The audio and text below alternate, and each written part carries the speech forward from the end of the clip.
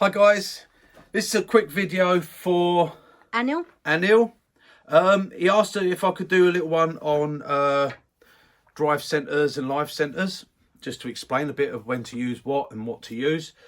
As I say, I tend to just use what suits me at the time, but basically for drive centers, now as I've said before, I can't use my knockout bar because I'm right up against the wall and I don't want to move things around. So I have one of these. Okay, this just screws on to my headstock, and this will take, as I said before, all these different centers. Now these are step centers, these ones, and they have a retractable point. Now basically, because one of your questions was why do they have retractable points? It's so really, one, it won't put too big a hole in, it won't mark the end of the wood. So if you don't want to get that hole going in, then a retractable point is good. But with these step centers, they give a good bit of grip, you know.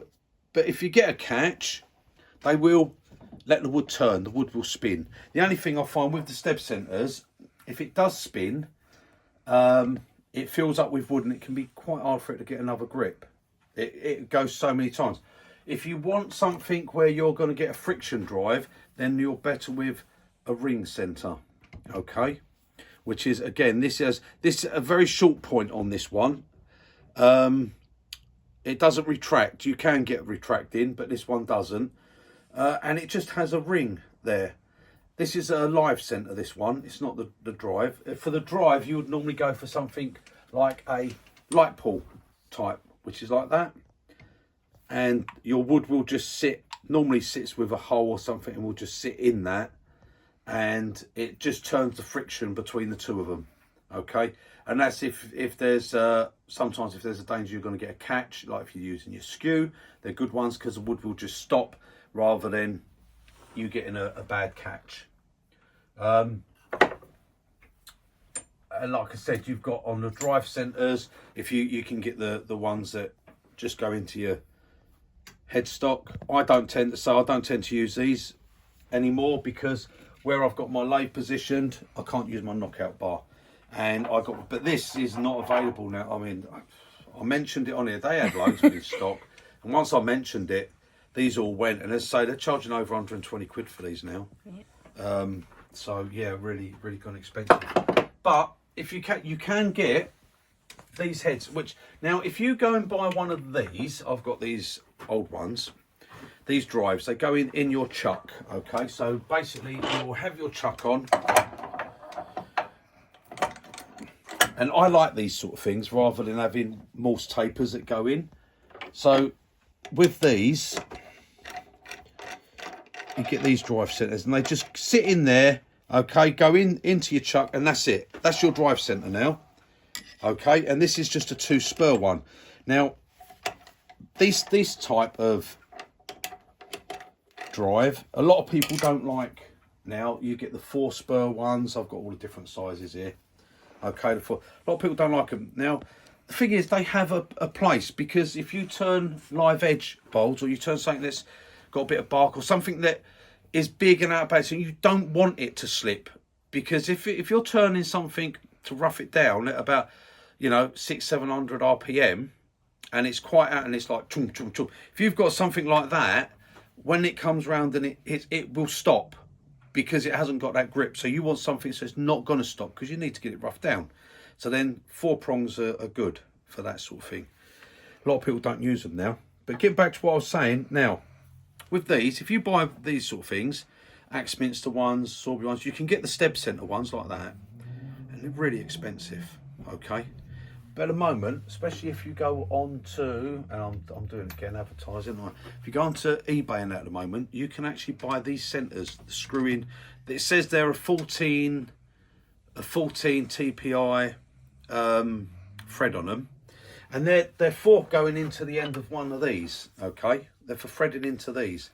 But because you can't get hold of these at the moment, these have a nice little lip around them. Okay, round there, and these do. Well, I'm throwing them on the floor now.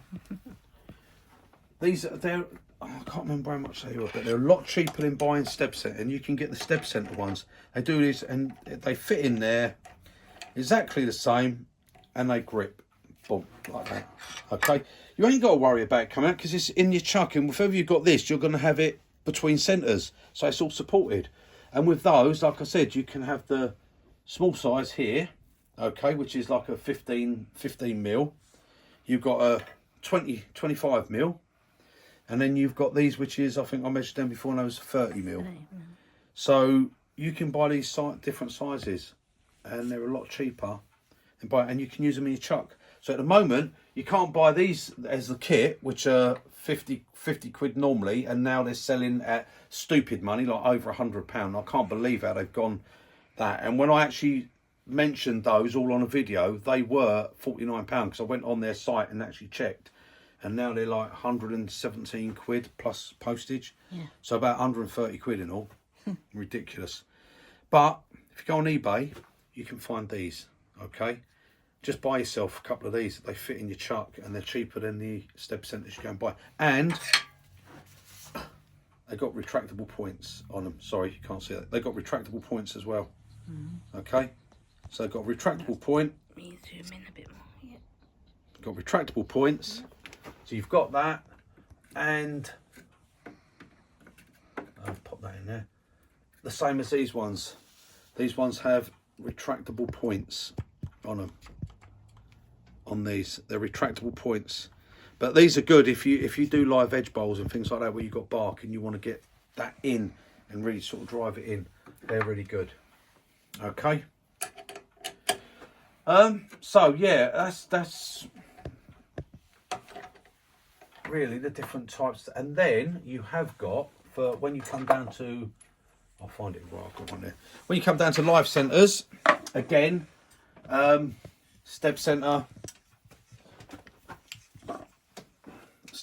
with retractable point. Again, it's nice because it doesn't put that hole right in the middle. We've got ring centers, which would be these ones. Okay, again, they're non-marking really. They don't mark the end so much. Okay, so you've got those.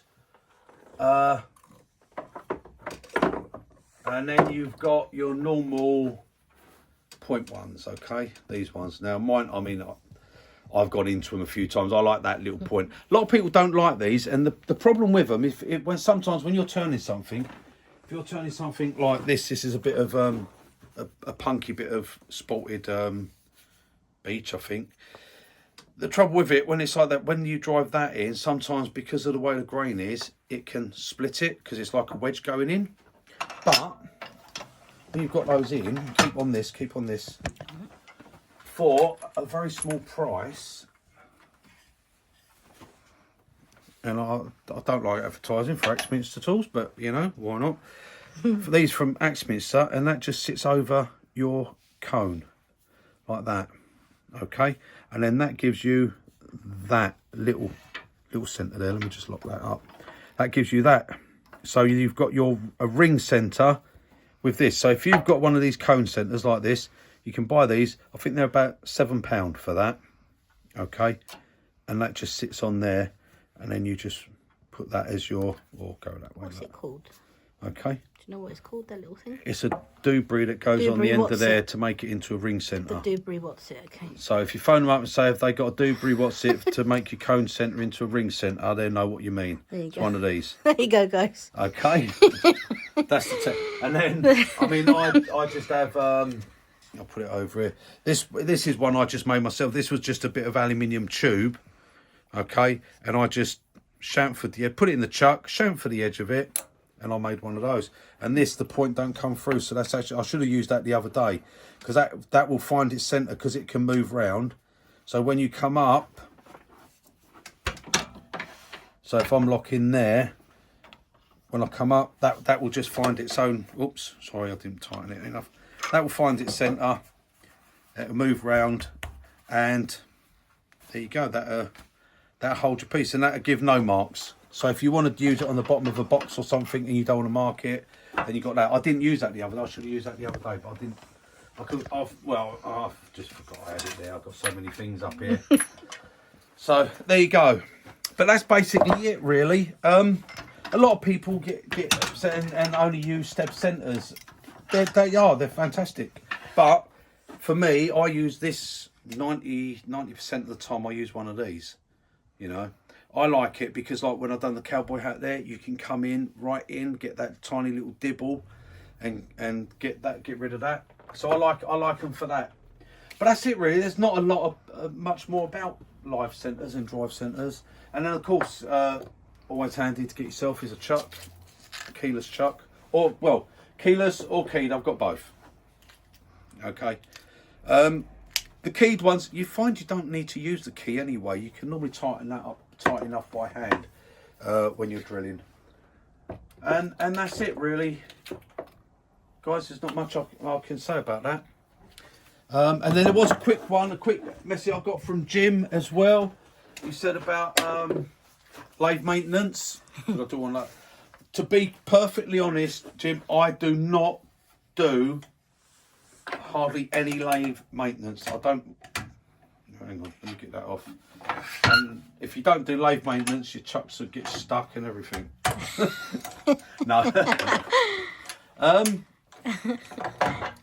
I don't really do much. There's not much to do on the lathe, and I'll say, you know, I mean, I've had this one for must be coming up for 9 or 10 years now. This Experience one, and I must say it has been very, very good. Basically, the main thing I do, especially like today where I've just turned and that, is and I know a lot of people don't like it and don't use it, but for me, I find it. I've done it for 10 years and it's never done any harm. I use WD-40, and pretty much all I will do is bit of kitchen towel and I just spray over it like that and just wipe off the excess. You know, you don't want to use any oils because oils will attract the dust and they will go dusty. You don't want greases, but that keeps that sliding as free. And I just give it a wipe over on the lathe beds, and that is it. I will take my quill right out every so often because you get bits go in there and you'll get it build up. Again, I just take it out as far as it'll go. There we go. Give it a spray. Just give it a little wipe like so, and that's it, and put it back. This bit, because otherwise, give it a little scrub, otherwise it starts squeaking, and you get it running like that really, really fast. And yeah. And that is basically it. Every so often, what I will do is open up the headstock and just hoover it out. I don't grease it. I don't put no grease or oil in the bearings. There's nothing to oil. They're all sealed bearings.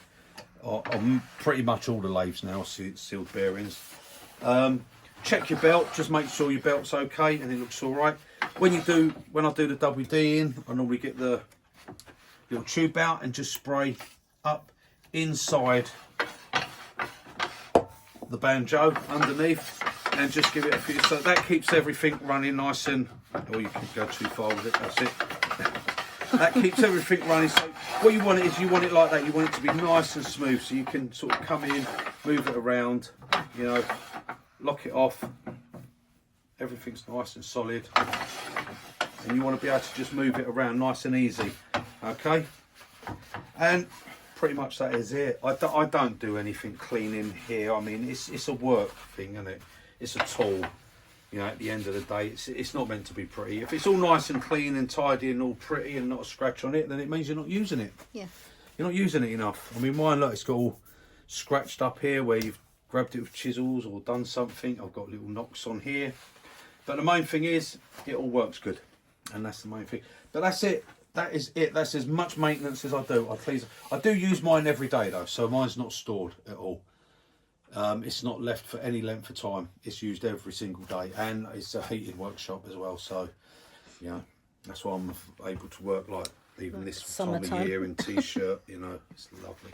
And then it's all foiled out and sealed out as well, so it keeps it all insulated, which helps to keep all my tools good. And a lot of time, guys, I don't actually clean all the dust off the tools because the dust helps. It's good to have some sawdust around in your workshop because it takes the dampness out of the air. It stops it. When you've got not a speck of dust in your workshop, you'll find you go out there in the mornings, you'll get a little layer, a little film of moisture over your tools and stuff. So if I've got to leave mine, if I leave this for any length of time, say if I'm not going to be turning for a week, then I will actually leave I will put wood shavings all over my lathe bed and all on top of it, and a lot of the tools I'll just put wood shavings on them, and that takes any dampness out of the air. It stops the tools getting damp. So apart from that, that is it, guys. So there you go. Hope you enjoyed that. And the chisels, well, they get used all the time, so they don't go rusty. They're all there. They're fine. You know, even chisels don't use that much. They're all okay. Yeah. And that is pretty much it. So just a quick one. Hope that's helped. Toodle pip, and I'll see you on the next one. Bye, guys.